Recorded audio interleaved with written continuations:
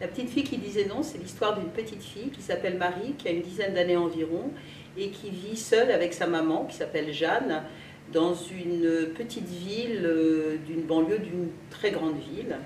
Et elles vivent toutes les deux en bordure d'une grosse cité HLM. Et la grand-mère de Marie, c'est-à-dire la maman de Jeanne, vit de l'autre côté de cette cité HLM.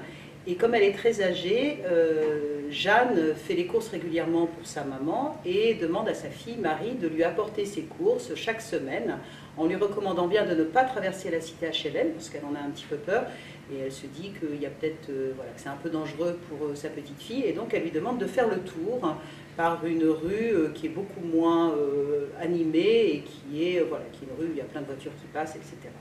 Et qui est surtout un chemin beaucoup plus long. Il y a une relation très aimante entre ces trois femmes, enfin, cette petite fille, sa mère et sa grand-mère. Et c'est ce qui m'intéressait de traiter.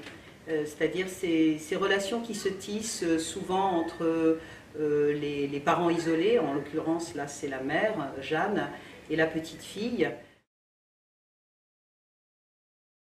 Pour écrire cette pièce, je m'inspire notamment de trois œuvres. Je m'inspire d'un conte déjà, que vous avez certainement reconnu. Je m'inspire d'un roman d'Alberto Moravia qui s'appelle La désobéissance et qui traite de la bascule, du cheminement entre l'enfance et l'âge adulte.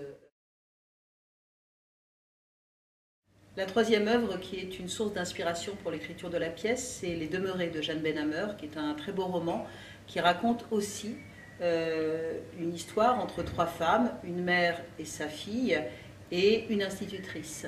Et ça m'a donné envie d'écrire un monologue qui s'appelle donc L'Institutrice et qui est une espèce de branche qui pousserait de la pièce La petite fille qui disait non, mais qui est une branche indépendante et qui raconte, enfin c'est l'institutrice qui prend la parole et qui raconte comment la rencontre avec la petite fille Marie a bouleversé sa vie.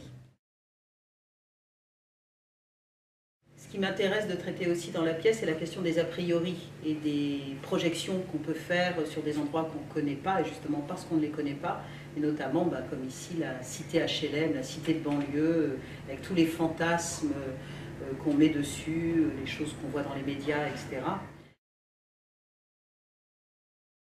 Alors voilà, je vous présente les trois acteurs de la jeune troupe des Îlets qui vont donc jouer dans La petite fille qui disait non et l'Institutrice.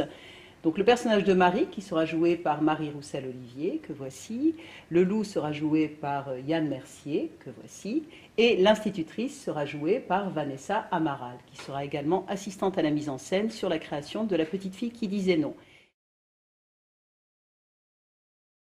La pièce sera créée au Théâtre des Îlets, CDN de Montluçon, que je dirige actuellement, en janvier 2018, avec la jeune troupe des Îlets, qui sont donc trois jeunes comédiens qui nous accompagnent ici pendant 2 ans, et Hélène Serretti, qui est une magnifique comédienne avec laquelle j'avais envie de travailler depuis très longtemps.